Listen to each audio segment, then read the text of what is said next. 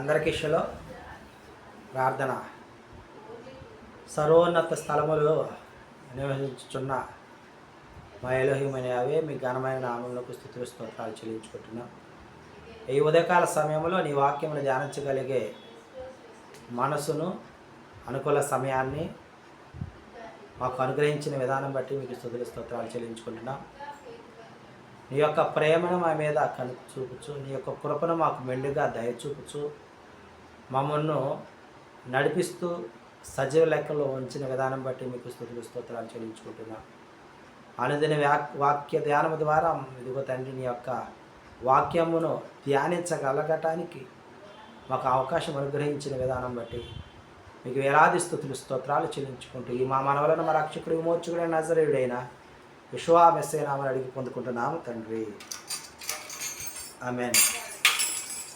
లోకాన శాశ్వతానందమేమియు లేదని చెప్పెను ప్రియశుభా. లోకాన శాశ్వతానందమేమియు లేదని చెప్పెను ప్రియశుభా. పొందవలెని లోకమునందు కొంతకాలమెన్నో శ్రమలు. పొందవలెని లోకమునందు కొంతకాలమెన్నో శ్రమలు. సియోను పాటలు సంతోషముగా పాడుచు సియోను విల్లుగము. పాడుచు సియోను విల్లుగము. పాడుచు సియోను విల్లుగము. యెహోషువ గ్రంథము 3వ అధ్యాయాన్ని మనం ధ్యానించుకుంటూ ఉన్నాం. 8వ వచనం నుంచి, ఇజ్రాయేలీయులు 8 సంవత్సరాలు కూషాన్రిషాతాయిమునకు దాసులుగా ఉన్నారు. ఆ తర్వాత ఇజ్రాయేలీయులు అదోనై వారికి మొరపెట్టగా, కాలేబు తమ్ముడు కనజు కుమారుడైన ఒత్నీయేలును వారికి రక్షకునిగా ఎలోహిం వారిని నియమింపగా, వారిని రక్షించడానికి ఒత్నీయేలు రాగా, ఎలోహిం వారి ఆత్మ అతని మీదకి వచ్చినప్పుడు కూషాన్రిషాతాయిమును ఓడించినట్లుగా ఇది మనం గమనిస్తా ఉన్నాం. ఆ తర్వాత 40 సంవత్సరాలు వారు నెమ్మది పొందినట్లుగా, ఆ తర్వాత మరలా ఇజ్రాయేలీయులు ఎలోహిం వారికి విరోధులై ఉండటం వలన మోయాబు రాజు అయిన ఎగ్లోనును బలపరచగా 18 సంవత్సరాలు ఇజ్రాయేలీలు ఎగ్లోను కింద దాసులుగా ఉన్నట్లుగా ఇద్దరు గమనించగలం. ఆ తర్వాత ఇజ్రాయేలీలు మరి ఒకసారి మొరపెట్టగా, బెన్యామీయుడైన గేరా కుమారుడు యెహూదును రక్షకునిగా నియమించారు. యెహూదు ఎగ్లోనుకు కప్పము చెల్లించాలని రాగా,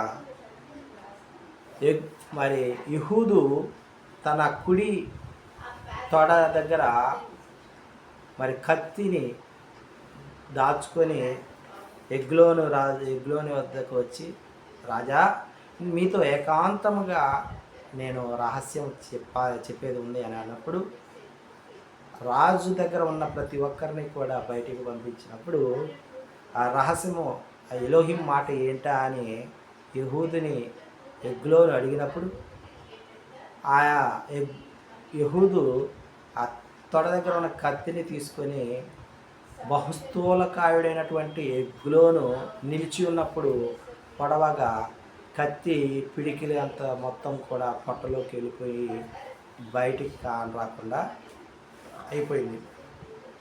ఆ విధముగా చల్లని గదిలో ఇదంతా జరిగినప్పుడు, ఆ తర్వాత యెహూదు పారిపోయేంత సమయము ఈ రాజు దగ్గర ఉన్నటువంటి భటులు కానీ మిగతా వారు పని చేసినప్పుడు యెహూదు పారిపోతాడు.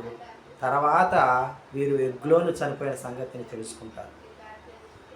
ఆ విధముగా ఎగ్లోని యొక్క పట్టణాన్ని ఇజ్రాయేలీయులు జయించగలుగుతారు.